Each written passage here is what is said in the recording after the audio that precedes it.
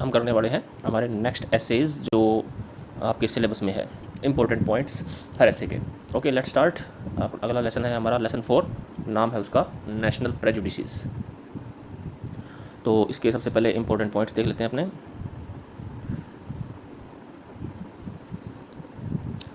National prejudices, the essay is written by Oliver Goldsmith. सबसे पहले सबसे इंपॉर्टेंट चीज़ होती है राइटर है Oliver Goldsmith. It is one of the most known essays of Goldsmith. ये सभी में लिखोगे आप, it is one of the famous poems, one of the famous essays written by कोई भी राइटर जिसने भी लिखा हो, तो ये जरूर लिख सकते हो आप। The essay first appeared in the periodical Bee. तो बी एक पीरियडिकल था ओलिवर गोल्डस्मिथ द्वारा चलाया हुआ। तो वो जो पीरियडिकल होते हैं ये मैगजीन्स होती हैं जो वीकली आती हैं, वीक में एक बार 2 बार इस तरह से। तो उसमें सबसे पहले ये पब्लिश हुआ था, national prejudice, on national prejudices है शायद इसका पूरा नाम। The essay reveals many of the unique qualities of his art of writing. ये लाइन भी हर एसे में, हर राइटर के लिए आप लिख सकते हो कि ये पोएम, ये एसे रिवील करता है, उजागर करता है बहुत सारी यूनिक क्वालिटीज़ को, बहुत सारी अनोखी विशेषताओं को, किसकी, राइटर के राइट करने के आर्ट के बारे में, यानी लेखन कला के बारे में, उसकी यूनिक क्वालिटीज़ को शो करता है। तो हर एक पोइम में, हर एक ऐसे में चल जाएगा। अगर आपके पास लिखने का मैटर कम हो तो ये चीज़ें आप लिख सकते हो। राइटर की पोइम की, ऐसे की तारीफ़ कर सकते हो, लिखने के स्टाइल की तारीफ़ कर सकते हो। बाकी पता हो तो अच्छी बात है। ओके, ऐसे के बारे में पढ़ लेते हैं। प्ले नहीं आएगा, मिस प्रिंट है ये, अबाउट द ऐसे। इन दिस ऐसे the writer condemns national prejudices. अब नेशनल प्रेजुडिसेस क्या होते हैं? राष्ट्रीय पूर्वाग्रह, जो हम पहले से ही धारणाएं बना लेते हैं किसी देश के नागरिकों के प्रति कि अगर इस देश का नागरिक है तो ऐसा ही होगा, भले अच्छा होगा या भले बुरा होगा। ज़्यादातर बुराई के रूप में देखा जाता है कि कुछ खास देशों के नागरिकों को हम बुरा मान लेते हैं और खुद के नागरिकों को हम ऑलरेडी अच्छा मान लेते हैं। खुद के देश को अच्छा मानना, दूसरे देशों को बुरा मानना, ये है नेशनल प्रेजुडिसेस। तो इस ऐसे में राइटर हमें बताता है, कंडेम करता है, कंडेम का मतलब है आलोचना करता है नेशनल प्रेजुडिसेस की, कि ये अच्छी बात नहीं है राष्ट्रीय पूर्वाग्रह रखना। एंड सपोर्ट्स इंटरनेशनलिज्म, और किस बात को सपोर्ट करता है, किस बात का पक्ष लेता है? इंटरनेशनलिज्म का, अंतर्राष्ट्रीयवाद का, यानी यूनिवर्सल ब्रदरहुड का पक्ष लेता है कि देशों के बीच में भेदभाव नहीं करना चाहिए, सारे देश एक जैसे हैं, सभी देश में अच्छे बुरे लोग रहते हैं, हमें भाईचारा बनाए रखना चाहिए। He calls national prejudices as the narrowness of mind and ideas. तो जिस समय राइटर ये लिखा है ना ऐसे, उस समय यूरोप के देशों के अंदर प्रतिद्वंदिता, कंपटीशन बहुत बढ़ गया था। यूरोप में राष्ट्रवाद बहुत बढ़ गया था, नेशनलिज्म बहुत बढ़ गया था। तो उससे एक दुश्मनी पैदा हो गई थी, देशों के बीच में युद्ध होते थे और हर कोई अपने आप को बेस्ट मानता था। जर्मन्स कहते थे हम बेस्ट हैं, स्पेन वाले कहते थे हम बेस्ट हैं, फ्रेंच कहते हम बेस्ट हैं, इंग्लिश कहते हम बेस्ट हैं। तो उस समय माहौल ऐसा था। तो ये इस राइटर को ये बात अच्छी नहीं लगी। तो इसने बोला था कि इस तरह के जो नेशनल प्रेजुडिसेस है ना, कि हम अच्छे हैं और वो बुरे हैं, ये नैरोनेस ऑफ माइंड है, ये माइंड की संकीर्णता है, छोटापन है और विचारों का भी छोटापन है। He wants to become a citizen of the world. तो उसका क्या मतलब मानना है? वो चाहता है कि हम सभी एक देश की तो नागरिक हैं, क्यों ना हम सभी अपने आप को एक पूरे वर्ल्ड के नागरिक समझें अपने आप को, citizen of the world, not a citizen of a specific country.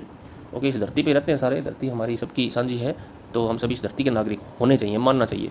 According to him a gentleman believes in universal brotherhood. तो उसके हिसाब से एक जेंटलमैन जो होता है, एक समझदार आदमी जो होता है, सज्जन पुरुष होता है, वो किस में विश्वास करता है? यूनिवर्सल ब्रदरहुड में। सभी पूरे वसुधैव कुटुंबकम कह सकते हैं इसको, कि पूरी पृथ्वी को अपना परिवार मानना। It is unfortunate that national prejudices is not confined, prejudices लिखा है तो आ रहेगा, prejudices are not confined to illiterate but it is found in civilised literate and wealthiest persons. तो इस लाइन में ये बताया गया कि ये बात बड़ी ही अनफॉर्चुनेट है, बड़ी ही दुर्भाग्यपूर्ण है, बड़ी दुखद बात है ये। कौन सी? कि जो नेशनल प्रेजुडिसेस है ना, वो कन्फाइंड नहीं है सिर्फ इलिटरेट लोगों तक, यानी सिर्फ अनपढ़ लोगों तक ही सीमित नहीं है। ऐसी बात नहीं है कि नेशनल प्रेजुडिसेस उन लोगों में है जो पढ़े लिखे नहीं है, जिनको नॉलेज नहीं है।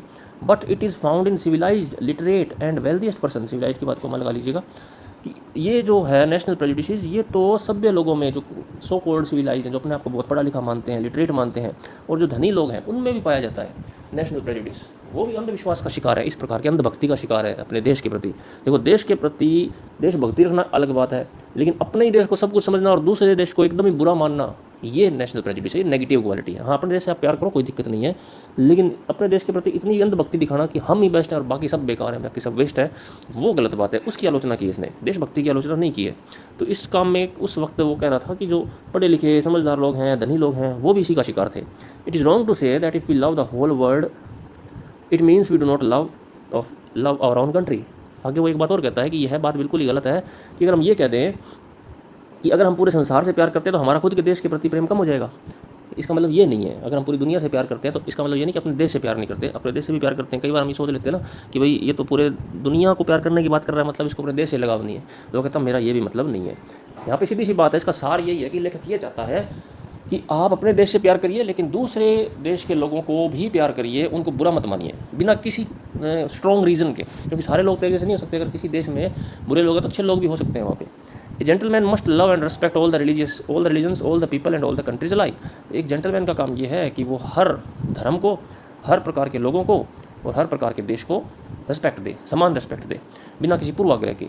पूर्वाग्रह वो चीज़ होती है जब हम बिना सोचे विचारे, बिना किसी बेस के किसी के प्रति राय बना लेते हैं, तो वो है प्रेजुडिस।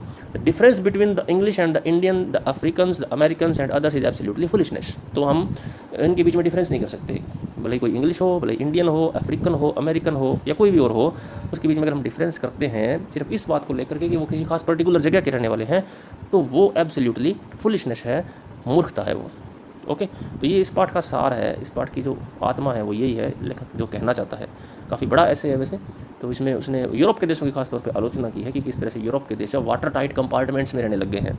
वाटर टाइट कंपार्टमेंट एक वर्ड अच्छा यूज़ किया उसने, कि जो देशों के बीच में जो संबंध हैं इतने ज़्यादा सिमट गए हैं कि हम ऐसे हैं जैसे कि वाटर टाइट कंपार्टमेंट होते हैं, यानी इस तरह के हमने बॉक्स बना रखे हैं देशों के रूप में कि एक देश का दूसरे देश से कुछ संपर्क ही नहीं है। इतने अलग है जैसे कोई ऐसे दो बर्तन हो जिनमें से पानी भी लीक ना हो। पानी वाटर टाइट कंपार्टमेंट उसको कहते हैं कि पानी एक बर्तन से दूसरे बर्तन में भी ना जाए। ओके, अगला लेसन हम करते हैं मशीन एंड इमोशंस। इसके इंपॉर्टेंट पॉइंट्स देख लेते हैं। The essay machines and emotions is written by Bertrand Russell. तो इसका राइटर है बर्ट्रैंड रसल, याद रखना है 1872 में उनका जन्म हुआ था। ये देख लेना, सभी राइटर्स का जन्म, उनकी डेथ, उनके इंपॉर्टेंट वर्क्स आप याद कर सको तो कर लेना। नाम तो पक्का पता ही होना चाहिए कि इस लेखक का इस ऐसे का राइटर कौन है। ये was a great thinker and writer of modern times, ये सभी में चल जाएगी लाइन। इनको नोबेल पुरस्कार मिला था 1950 में, ये सब में नहीं चलेगी, सभी को नोबेल पुरस्कार नहीं मिला तो अलग अलग टाइम मिला है। About the essay, the subject of the essay is will machine destroy emotions और विल इमोशंस डिस्ट्रॉय मशीन्स। ये सब्जेक्ट है इस ऐसे का कि क्या मशीनें इमोशंस को डिस्ट्रॉय कर देंगी, हमारी भावनाओं को ख़त्म कर देंगी, या हमारे इमोशन जो हैं वो मशीन्स को ख़त्म कर देंगे। कौन विजयी होगा, मशीन इमोशन पे विजय पालेंगी या हमारे इमोशन, हमारी जो भावनाएं हैं वो मशीन्स पर विजय पालेंगी। Machines were developed in the 19th century, many philosophers and thinkers opposed machinery on sentimental grounds. तो जब मशीनरी का आविष्कार हुआ था 19th सेंचुरी में, खास करके 19th सेंचुरी होती है 1801 से लेकर के सन 1900 तक, तो इस दौरान काफ़ी मशीन्स का विकास हुआ, आविष्कार हुआ, इंजन बनने लगे। तो कई लोगों को मशीन्स पसंद नहीं आई। मशीन्स अपने साथ कई बुराइयां भी लेके आई थी, सुविधाएं तो लेके आई थी।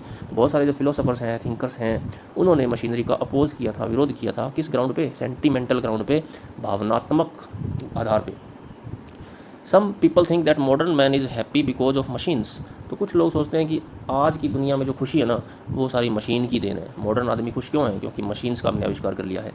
पर happiness does not depend on income and material progress. परंतु राइटर कहता है कि हैप्पीनेस जो है, खुशी है, उसका इनकम से और मटीरियल प्रोग्रेस यानी भौतिक उन्नति से कोई लेना देना नहीं है। हैप्पी आदमी वो भी हो सकता है जो झोपड़ी में बैठा है और जिसको 2 टाइम का खाना मिल रहा है, और दुखी आदमी वो भी हो सकता है जो एसी रूम में बैठा है, सारी सुख सुविधाएं उसके पास, लेकिन वो टेंशन में है। तो इसका कोई लेना देना नहीं है हैप्पीनेस का, इनकम से, पैसे से और मटीरियल प्रोग्रेस से। फॉर हैप्पीनेस की स्पेलिंग सही करना, emotions are important and they do not depend on machines और मटीरियल प्रोग्रेस। तो हैप्पीनेस के लिए वो क्या जरूरी मानता है, इमोशंस को। आदमी हैप्पी होता है इमोशंस के बेस पे, भावनाओं के बेस पे, और इमोशंस जो हैं वो डिपेंड नहीं करते मशीन पे। इमोशंस मशीनों पे डिपेंड नहीं करते हैं। सुविधाएं बढ़ने से ऐसी बात नहीं है कि हमारी भावनाएं प्रभावित हों, और मटेरियल प्रोग्रेस या भौतिक उन्नति से हमारे इमोशंस जो हैं वो उस पर डिपेंड नहीं करते इन चीज़ों पे। Man have physical needs and when those needs are satisfied emotions become important. आदमी की कुछ शारीरिक आवश्यकताएं होती हैं, और जब वो शारीरिक आवश्यकताएं वो पूरी हो जाती हैं, सेटिस्फाई हो जाती हैं, तब आ जाते हैं इमोशंस आगे। फिर उनको इमोशंस को सेटिस्फाई करना होता है, तब जाके आदमी खुश होता है। तो यहाँ वो कह रहा है कि जब फिजिकल नीड्स आदमी की पूरी हो जाती है ना, उसके बाद इमोशंस का स्थान आता है हैप्पीनेस के लिए। क्योंकि हमारी फिजिकल नीड्स क्या है, सबसे बड़ी भूख है, प्यास है, और कपड़ों की ज़रूरत है जो हमें ठंड से और गर्मी से बचाते हैं, रहने के लिए मकान चाहिए, ये हमारी फिजिकल नीड्स हैं। जब तक ये नीड्स पूरी नहीं होंगी हैप्पी हो ही नहीं सकते हैं बिल्कुल भी। लेकिन जब ये नीड पूरी होती है, बेसिक नीड्स का मतलब हमारा पेट भर गया, हमें रहने के लिए ठीक जगह ठाक जगह मिल गई, हमारे पास कपड़े आ गए, अब हमें ठंड या गर्मी नहीं लग रही ज़्यादा, उसके बाद हम हैप्पी कब होते हैं, जब हमारे इमोशंस सेटिस्फाइड हो जाते हैं। इमोशंस आते हैं जैसे प्यार हो गई, सम्मान हो गया, अफेक्शन हो गया, स्नेह हो गया, ये सारी चीज़ें। तो मशीन्स का इनमें रोल नहीं है। People want to become rich and it gives them recognition. लोग धनवान बनना चाहते हैं, वो धनवान क्यों बनना चाहते हैं? क्योंकि उनको रिकॉग्निशन चाहिए, उनको पहचान चाहिए। Man needs recognition respect. आदमी को रिकॉग्निशन चाहिए, आदमी को सम्मान चाहिए, पहचान चाहिए एक। देखो आपने देखा होगा बहुत सारे लोग जो है बहुत पैसा कमाते हैं, बहुत पैसा कमाते हैं, लेकिन अंत में कई बार उसको जन कल्याण पे खर्च कर देते हैं, सारे पैसे लुटा देते हैं। कई तो सन्यासी साधु बन जाते हैं। तो इसका मतलब ये ना पैसों से खुशी नहीं आती है।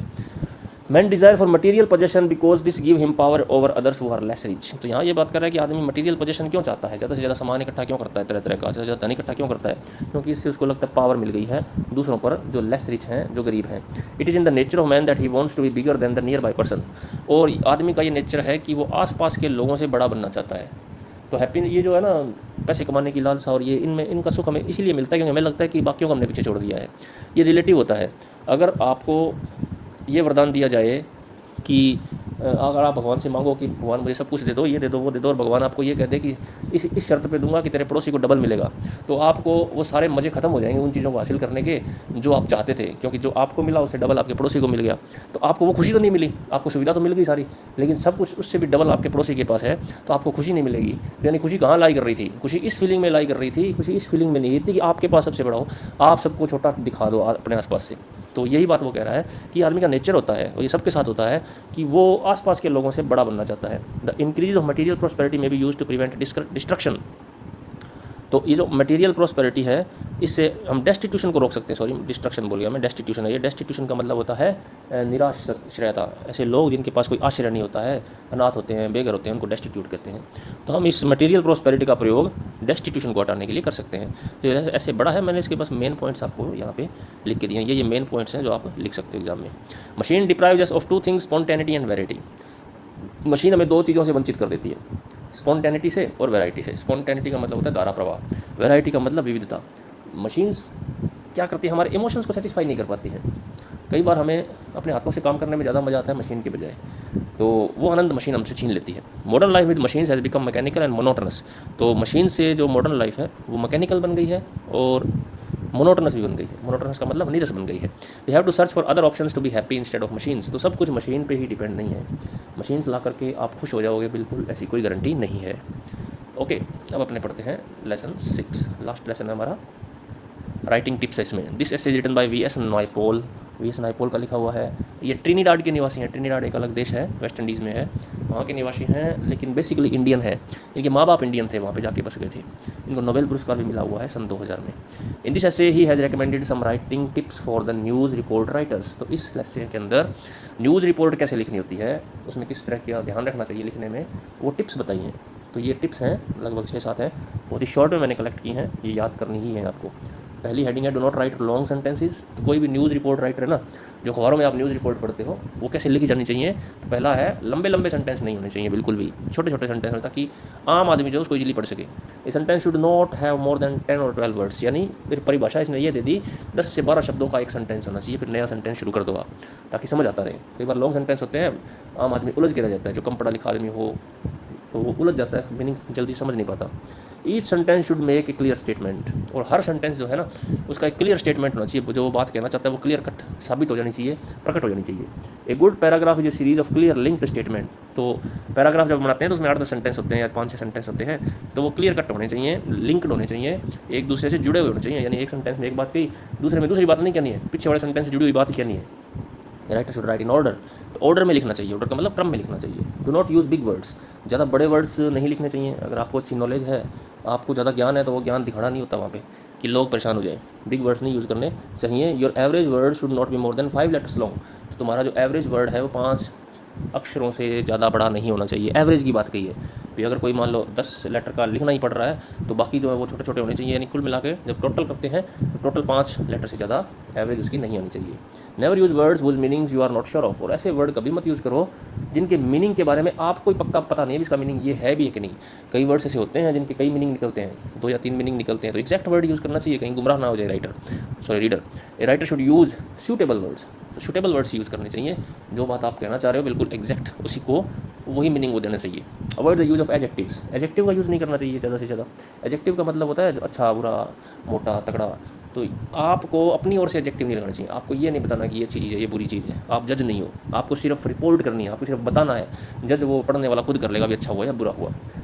तो आजकल के न्यूज़ चैनल में हम देखते हैं, इसको छोड़ देते हैं। आजकल के तो न्यूज़पेपर या जो न्यूज़ चैनल्स हैं वो खुद ही जज बने होते हैं, खुद ही बताते हैं कि ये बात सही है और ये बात गलत है। तो ये थोड़ा रिपोर्टिंग के अनुकूल नहीं है। रिपोर्टिंग का काम सिर्फ रिपोर्टिंग होता है, सिर्फ बताना होता है तथ्यों को, आगे जज करने वाले वो रीडर और ऑडियंस होते हैं। The beginner should avoid using adjective except those of colour, size and number. Adjective का यूज़ नहीं करना चाहिए, हाँ सिवाय कलर, साइज और नंबर, ये एडजेक्टिव तो यूज़ कर ही सकते हो। आप कितने आदमी थे, कलर किसी चीज़ का क्या था, साइज़ क्या था, ये तो कर सकते हो, लेकिन अच्छा बुरा ये चीज़ें आप नहीं कर सकते।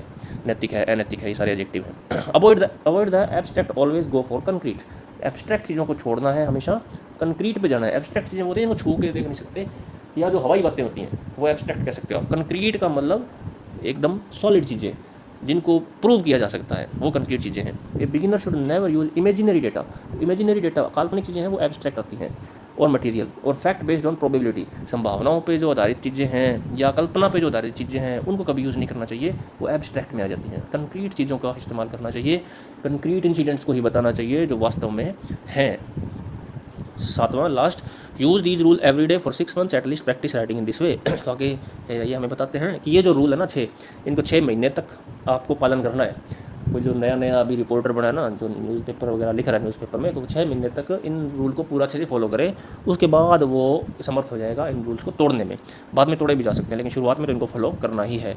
Use small words and short clear concrete sentences, you may go beyond these rules after you have thoroughly understood and mastered all these rules. तो आप इन रूल्स को अच्छे से फॉलो करिए 6 महीने तक, उसके बाद जब आप अच्छे से समझ जाओ तो इनके बियॉन्ड भी जा सकते हो आप, यानी इनको तोड़ भी सकते हो। फिर आप अपने हिसाब से रिपोर्टिंग करने लग सकते हो, ये आपको अलाउड है। ओके स्टूडेंट्स, तो ये सारे इंपॉर्टेंट पॉइंट्स हैं, आप अच्छे से अपने पढ़ लेना, याद कर लेना। और मैं ये नहीं कहूँगा कि इन्हीं से ही काम चल जाएगा, इन्हीं से काम नहीं चलेगा। अच्छे मार्क्स लाने तो आपको पूरा लेसन, पूरी एक्सप्लेनेशन, क्रिटिकल एप्रिशिएशन याद करना